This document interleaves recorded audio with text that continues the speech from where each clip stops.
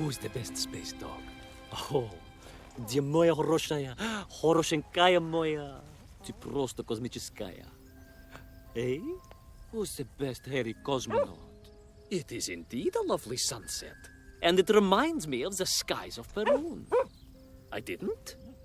I never told you about the wonderful Sky City? Well, it was an extraordinary place, but one filled with dangers. Well, it might have been simple for you to cross it, but you were in a space capsule. I had to rely on my own 2 feet, my noshki. Feet which, I might add, had just crossed the interior, beaten the villain Toll, and helped inspire the Myank to a workers' revolution. Oh, that's all very easy for you to say, but your idea of civilized behavior is licking your own bottom in public. No. My adventures above the clouds were filled with untold dangers, death-defying escapes, and some really quite extraordinarily large Bielorybitsa. And it happened like this.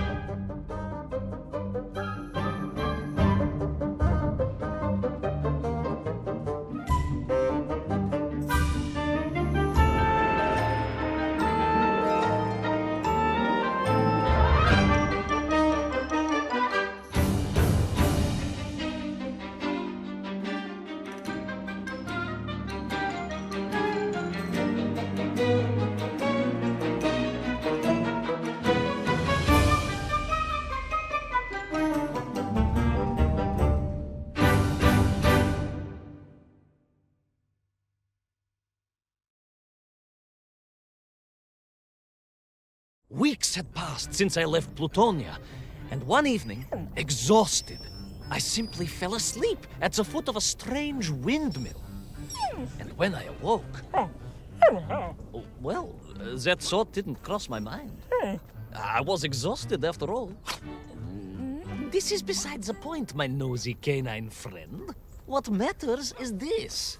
When I awoke, the windmill and the ground around it had been carried high into the air. What magic was this? Что за магия?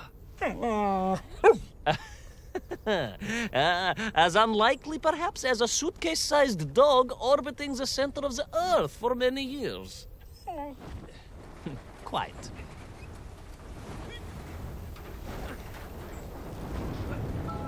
Quick as a flash, Kakmonia, my training leapt into play, and I began to paddle the strange contraption through the clouds in search of answers. It is entirely possible that a miller who owns a windmill capable of levitating high into the air may also own a flying machine. Oh, now you're just being silly. May I continue my recounting of how I sailed over the sky gardens towards the mystical city of Peru? Oh, I must, my moi ushati drug. I must.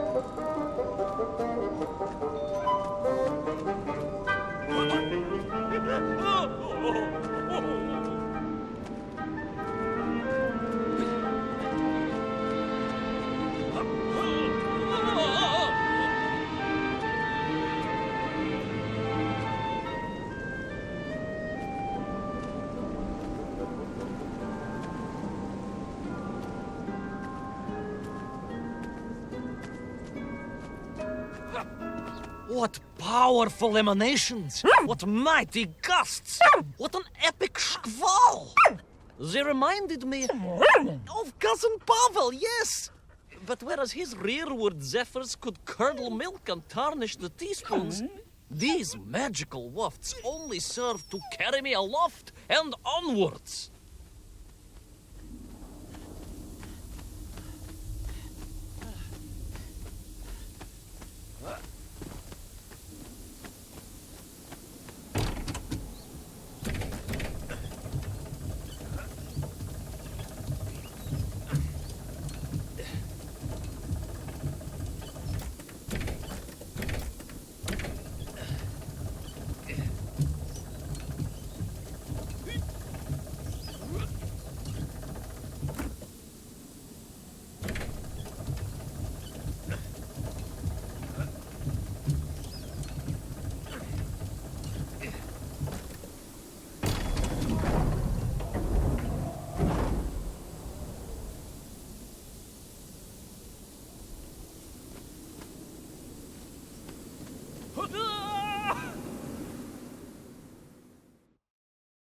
But something was afoot in the gardens of Perun. This horrid muck staining the surfaces and making my nose curl. Yes, it was positively pavilion in scent. But it did not belong here. I think I once told you of Auntie Masha's passionate encounter in a cable car with the manganese entrepreneur from Chiatura. Now, Auntie Masha told me that there was a disagreeable stain and smell all around those factories and smelting works. Our industry is not without its dangers. Could it be that the once bucolic gardens of Perun were being corrupted by unchecked pollution? After all, science is a double-edged sword, my bristly confidant. Consider Zemikov. Of course. I apologize. Proшу прощения. Two-headed dogs is perhaps a rather insensitive analogy, but not without justification in this instance. I have seen the blemished lands around Norilsk, but I could not believe that I would find such pollution here. But this was nothing to the true horror of what was shortly to unfold.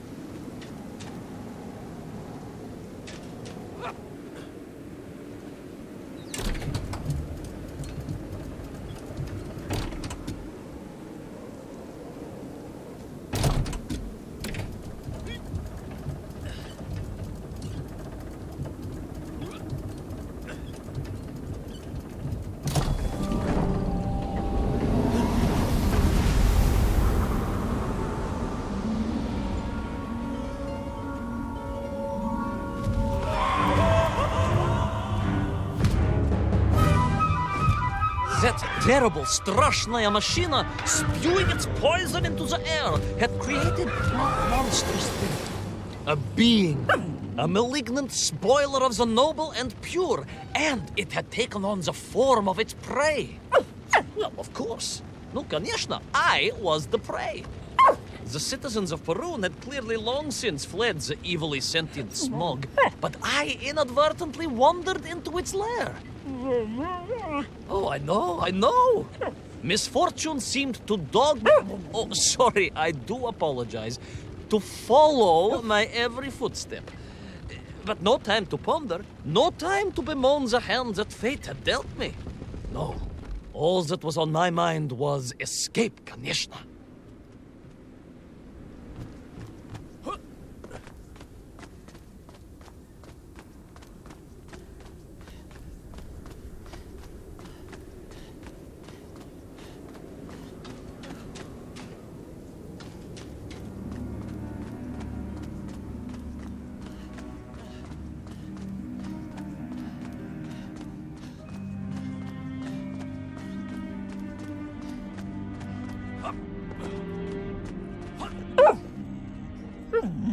Yes, it was most interesting. The windmill seemed to be from an earlier age. Perhaps this was a devastating warning of the destructive power of unfettered industrialization. I most certainly had not forgotten about the windmills. I did not get carried away. You are missing the point. Perhaps because you are only a small dog. Oh, a brilliant, brave, spacefaring dog, of course, but a small Savashka nonetheless. If you perhaps listened more and interrupted less, I am just getting to the explanation of the windmills.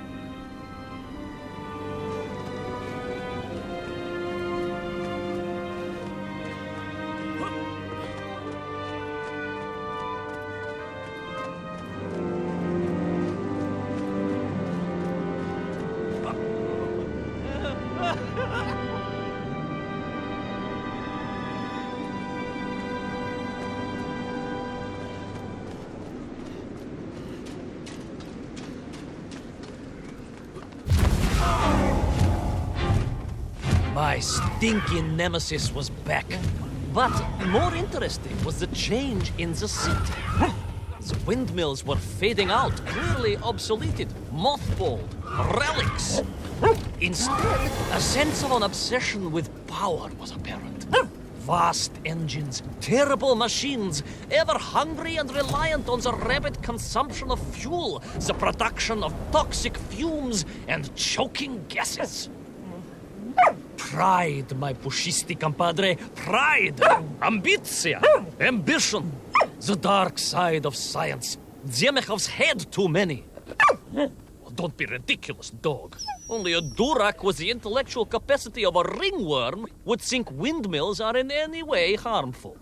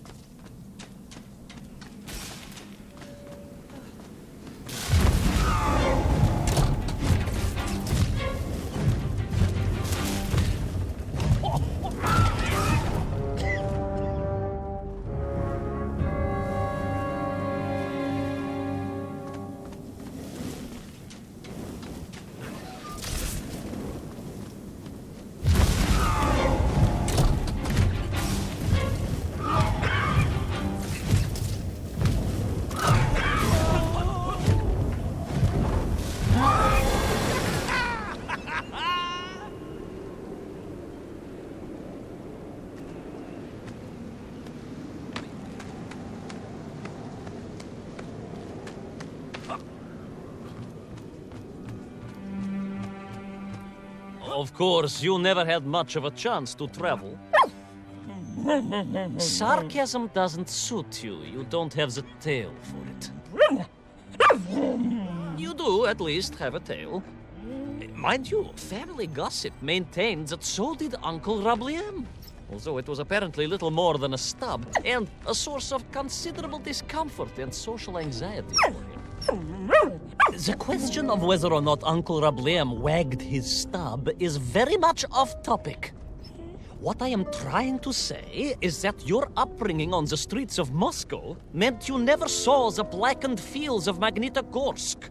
The sacrifices made by the valiant citizens of that industrial heartland, as they drowned in their own blight, even as they powered the state forwards. I was reminded of Magnitogorsk as I wandered through those fields of pipes and foundries. And I wept for the loss of innocence that so often goes hand in hand with progress.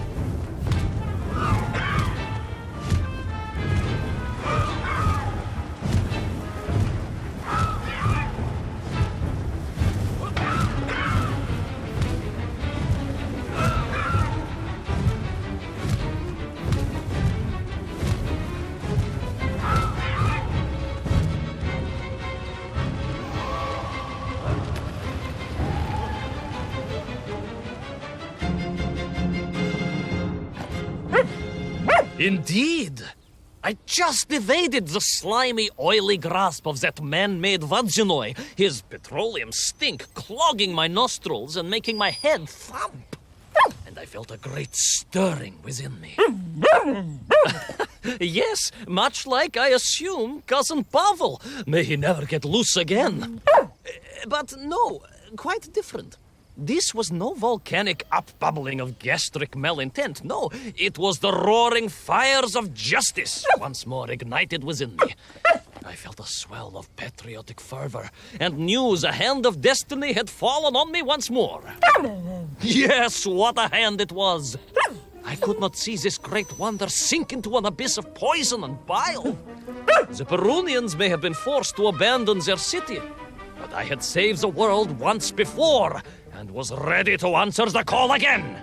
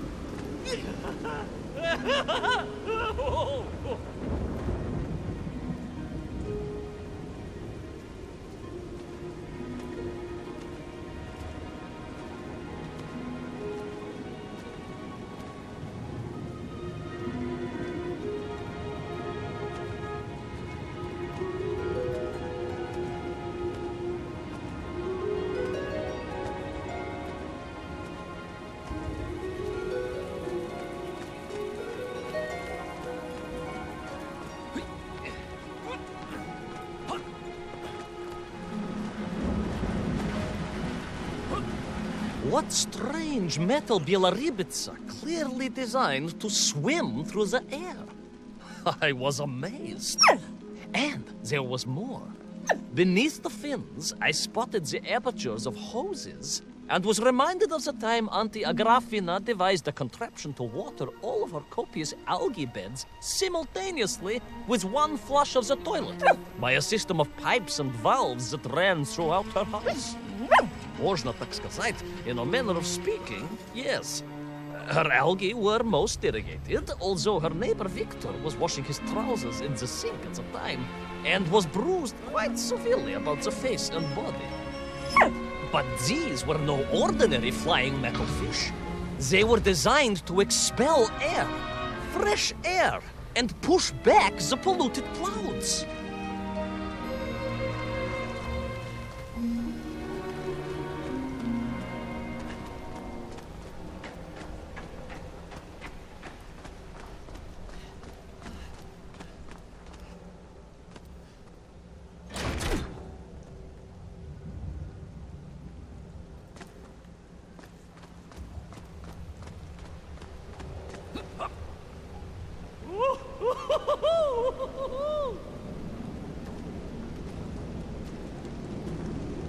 There is, of course, a fine tradition of looking to nature to solve problems of a scientific or military persuasion.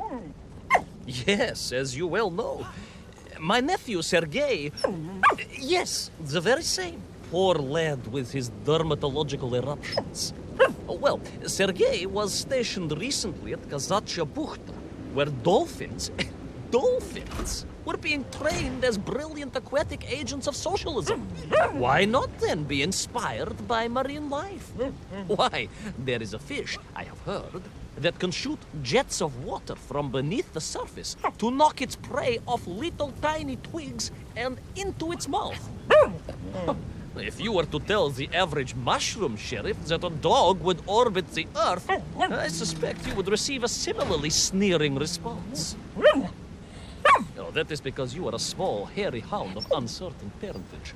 I, on the other hand, am a cosmonaut, the product of many months of training, and I realized the answer to pollution was here all along. The Peronians, tragically, had simply never had time to finish their fleet. If only I could find a working, flying fish. If only. If only. Yes. If only.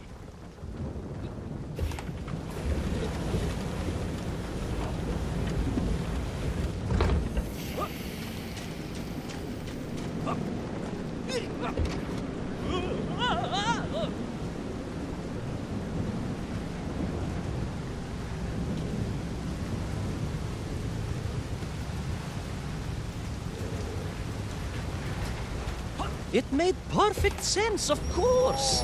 The poisonous Tuhata that engulfed Perun was like a nasty cold. And you know what to do with a cold to rid yourself of it. You may not get colds, but nor can you operate pea-shelling machinery. So, don't get ideas above your station.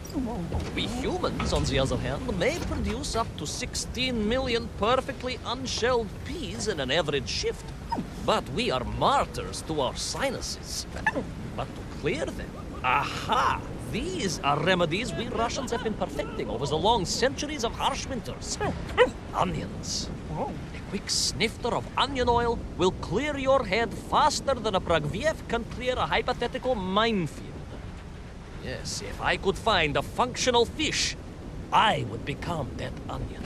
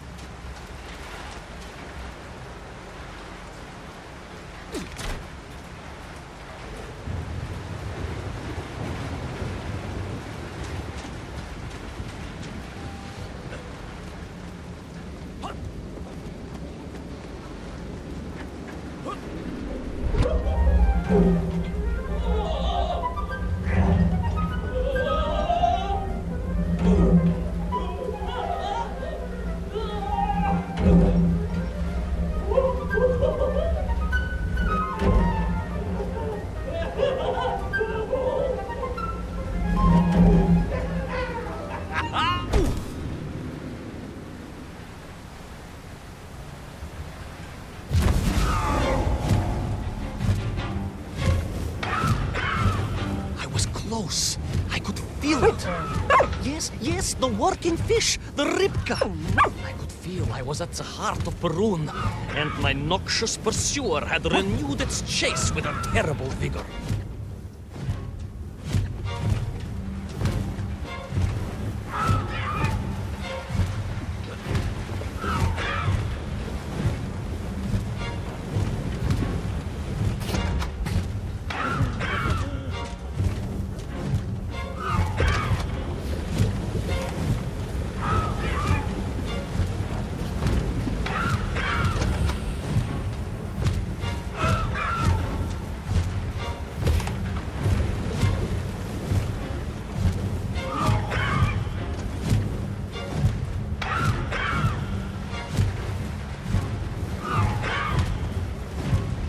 Not far now. I just had to keep going, keep pushing. It's almost as if you knew, Pavel. Uncanny. Double tilt.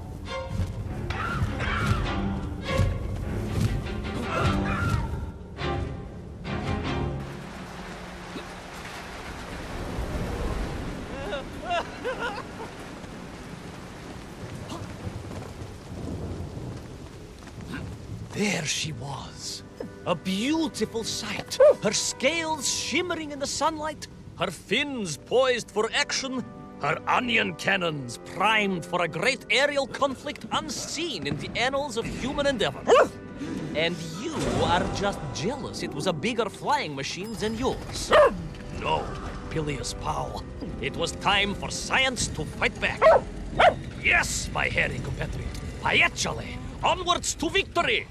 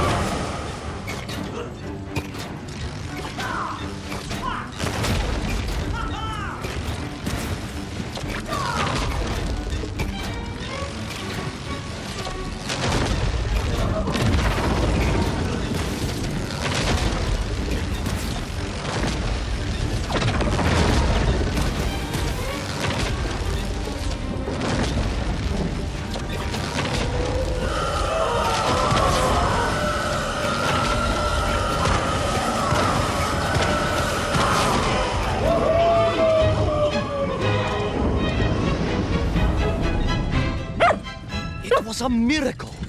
I found myself swooping through beautiful clear skies, the strange interior sunlight gleaming on the sides of my fishy vessel. I heard birds clear their little throats and begin their wondrous gvalt, the wind gently humming on the fins. And then, all of a sudden, under it all, well, you see, in my hurry, it didn't even occur to me to check how much fuel was carried in the strange craft. With a horrible splutter, the engines choked and died. And suddenly we were plummeting downwards towards our doom. I did not. A simple mistake that many have made. Why, my Aunt Agrafina met her untimely demise being late for a fungal sculpting seminar and making exactly the same error. Only, unfortunately, it left her stranded in sub-zero temperatures just outside Pravachitsinsk. She wasn't found until 18 years after her own funeral, but was perfectly preserved. Remarkable, really. It is beside the point, yes. So, there I was. My fabulous ship had become a terrible prison. I was hurtling to my almost certain death. My triumph turned to tragedy. But then... well, you know what happened next. Even so, moi magnati drug, that is a story for another time. A most extraordinary story, of course, filled with dangers and wonders, and canals, and invasions, and strange doorways to other worlds. But perhaps too long a story for now. Yes, indeed, my canine tavarish. Time for soup. Auntie Agrafina's famous borscht. Coming? You know, I think you really did have the happier time in Peru. The benefits of being a suitcase-sized dog in a little space machine, perhaps. Yes, the correct term is indeed capsule, as I told the general once. Why, a letter just the other week? He's thinking of retiring, he says. Yes, and moving to Bashkiria to nurture bees. Bees? Surprised me too. I thought if animal husbandry was to be his passion, it would be a large, manly animal like elk, or bears, or a caban. Perhaps the bees he is thinking of are particularly militaristic. Or stingy, yes. Did you want bread with your soup? In which case, there's half a tin of old beef you could also finish. Somewhat grey, but I'm sure it won't taste awful. Yes, my four-legged associate. Now, did I ever tell you the story of when Uncle Rablien got his stub ensnared in the seat of a wicker chair in the finest fish restaurant in the whole of Taliatsia?